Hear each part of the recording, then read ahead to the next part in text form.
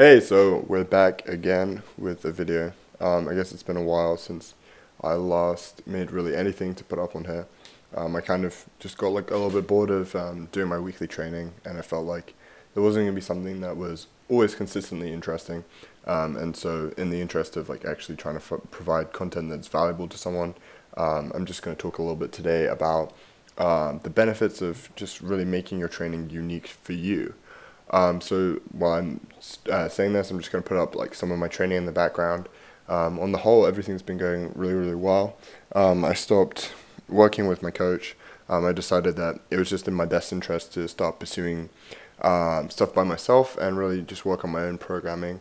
I felt like I'm able to provide decent programming for other people, so I should be able to do that somewhat easily for myself, and really just focus on making sure that I'm able to get through this year without really picking up too many unnecessary injuries and causing myself more pain than I need to. Already having like some problems with my knee, and obviously my back is still bothering me a little bit. If you keep up with the Instagram, you'll see that I've been just trying to negate that in any way that I can.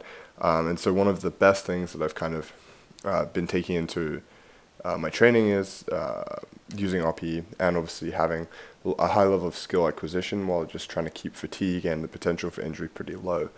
So I've been doing singles pretty much every week. I know a lot of the time I've been pushing these to about 9 RPE, but it really hasn't been causing me too much fatigue or really putting me in a position where I'm actually feeling pain or anything like that. So I've just been taking an approach where I'm using a lot less volume than I was before, really only pushing the volume on bench, and then on squat and deadlift it's a lot of sets of 5 and sets of 3, and really just focusing on creating an environment where I'm able to consistently push the intensity, and have a decent level of volume without causing myself too much damage. And I think that this is really translatable to anyone. I think having some type of auto-regulation is really, really important in training, however you do this. I think that having just a standard percentage-based program where you're periodizing in a standard way kind of limits you because you're not able to take the rest you need, and you're not able to drop it or dial it back if you're really struggling. Like, a couple weeks ago I did a 460 squat pretty easily, probably like RP 8. But the next week, I really just wasn't feeling it. Like, I was pretty fatigued. I was tired. I was busy over the weekend. So instead of just pushing, to go 465, like a linear progression might do, I just decided I was just going to do 435 and just make that my daily minimum. And it's kind of nice that I'm still able to achieve that amount of progress, because this time last year I couldn't squat anything near that, and right now, I'm definitely somewhat capable of a 500 squat in the next couple of weeks. But there's no point pushing it in the interim when you don't need to. There's days when you feel good and there's days when you should push it, and then there's days when you shouldn't. I think, this morning, for example, I did 295 for a triple on bench, pause triple. The most I've ever benched is 320. So, I mean, that's pretty close to my max, but I maybe want to go in this week and do my heavy single on bench. I'm not necessarily going to go for 330.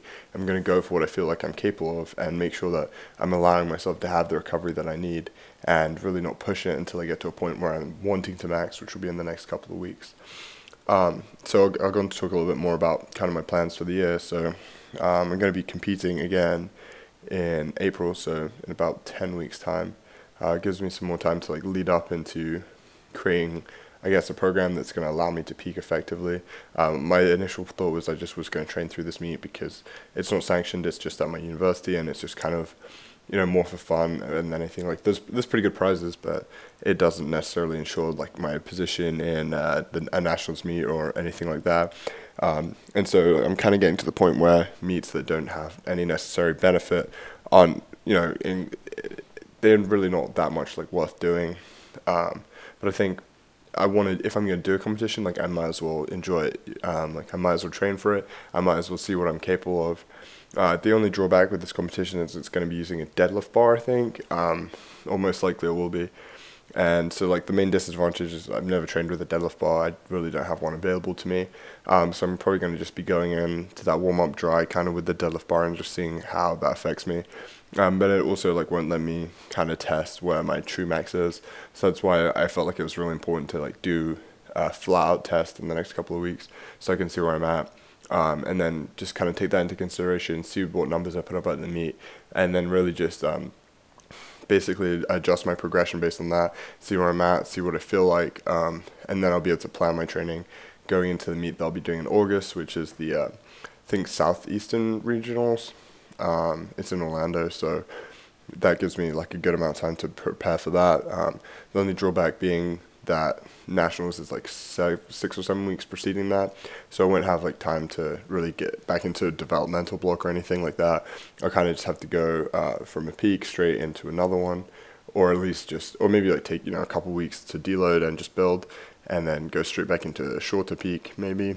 I don't know, but that's really when I want to be at my best, because I do want to get that I think it's a 450 walks that you need for the Arnold, so like I want to like try my best and get that. I'm about at 400 right now, and well, my last max, I think my last meet was at 400, or just about 400, like 395, so I need to get up to about 450, I think, to qualify for that. So I mean, that's really the goal for the year, and I've obviously like total solidly over 1500 at a meet.